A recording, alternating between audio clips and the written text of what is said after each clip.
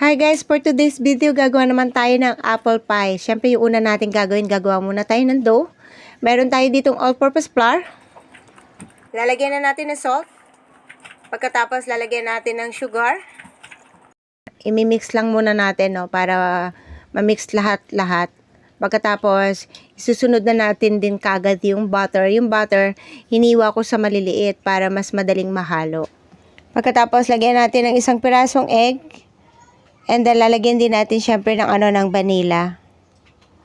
Pagkatapos, sunod-sunod na yan. Lalagyan na rin natin ng water.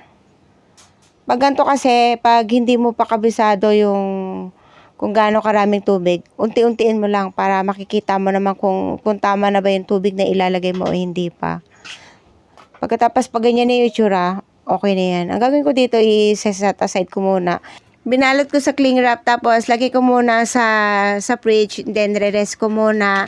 Gagawin na natin yung filling. Bali, ang gagamitin kong apple dito, 4 na peraso. Babalatan ko lang yung apple kasi pangit pagkasama yung balat, medyo matigas, diba? So, ang apple ngayon, magkano na ba ang presyo ng apple? Ang 5 piraso, 100 pesos. Dito sa amin yun, ha. Pero depende yun sa sa laki. Pag malaki, merong 25 pesos. Yung iba, yung mas malaki, merong 50 pesos, eh. Ganun na kamahal ngayon yung yung apple, no?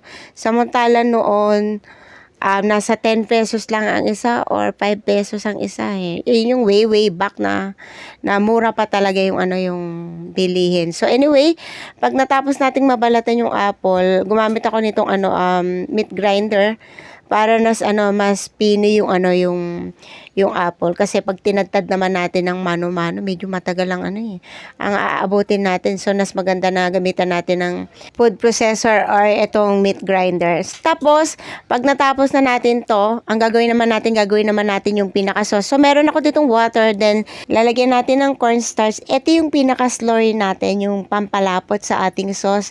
Kaya kailangan yung cornstarch natin, sisiguraduhin nating natunaw lahat para walang buo-buo. Pagkatapos, lalagyan na natin ng brown sugar.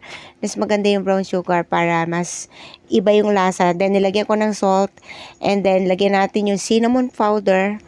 Haluin lang maigi para siguradong natunaw lahat, para wala kang makikitang buo-buo dito sa ating magiging apple sauce.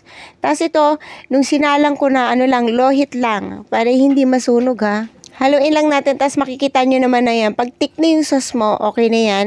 Turn off the heat, then lagay na natin yung butter. Tapos hayaan na lang natin matunaw yung butter. Palamigin muna natin. At habang pinalalamig ko to, syempre mag-thank you po muna ako sa inyong lahat. Maraming salamat po sa matyagan yung panonood sa aking channel. At kung bago ka sa channel ko, please don't forget to like and subscribe. And of course, don't forget to click the notification bell for new updates para maabangan nyo yung mga susunod kong mga video. So anyway, eto na, ibubuhos na natin dito sa apple. Hahaluin lang natin syempre para lumasa yung yung nilagay nating sauce dito sa apple. And then umpisahan na natin gawin yung yung ginawa nating dough kanina.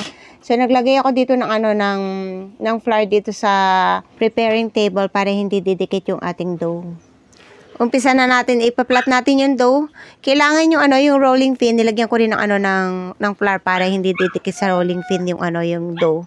Tapos ipaplat lang natin to maigi hanggang sa pantay na yung pagkakaplat. Tapos kumuha ko nitong ng bond paper lang, eh. Sinukat ko lang para yung sukat pare-parehas yung laki. Maganda kasi pag pag pare-parehas talaga yung sukat. Ito ni mga nagawa natin. Ito na, mag-uumpisa na tayo mag-filling ng ating apple pie. Syempre naglagay tayo ng flour dito ulit. Syempre para para hindi madikit. Pagkatapos, meron ako ditong egg wash, nilagay ko para yun yung magsisilbing bond dun sa ating sa ating dough, para hindi hindi bumuka. Kailangan meron tayong parang pinaka face or pandikit. At paalala ko lang po, naghugas ako ng kamay, no. Syempre, bago tayo mag-prepare ng kahit anong klase ng pagkain, kailangan make it sure na malinis yung kamay natin, syempre, kasi importanteng malinis yung kamay natin, no. Sa pag-prepare pa lang ng pagkain, kailangan talaga malinis ang kamay natin. At syempre, yung gagamitin din nating mga tools, kailangan malinis. So, ito nga, nilagyan ko ng egg wash para yung yung medyo iba yung kulay niya, para medyo brown ang kulay pag may pahid ng egg wash, no? So hindi maputla yung ating ating apple pie. Eto guys, pwede mo tong i-bake, no? Kung medyo conscious ka sa oil, pwede mo siyang i-bake. Pero kung wala ka lang namang oven, pwede rin namang i-fry mo. Masarap din kasi yung fry.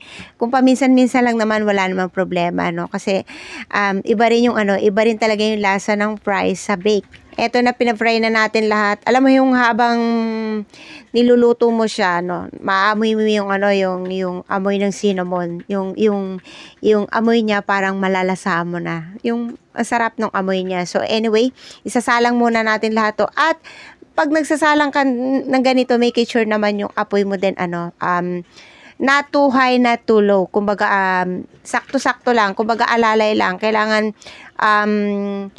alalayan mo lang kasi syempre pag sobrang lakas ng apoy mo, masusunog. Pag sobrang hina naman ng apoy mo, mabibinbin naman yung niluluto mo. Kaya kailangan alam mo yung alalay lang na pagluluto. Eto na, natapos ko na at meron pang natirang pang filling. So anyway, gagawin ko na lang pang dipping sauce. Ang maganda nito, serve while it's hot. Kasi mas masarap po talaga to pag kinain mo siya ng mainit-init pa. Iba syempre yung lasa pag mainit pa. So that's it guys. I hope nag-enjoy kayo sa aking video for today. Thank you for watching. At syempre sana abangan nyo pa po ko sa mga susunod kong video. Maraming salamat po. God bless everyone. Diyos mabalos. Have a nice day. Bye-bye.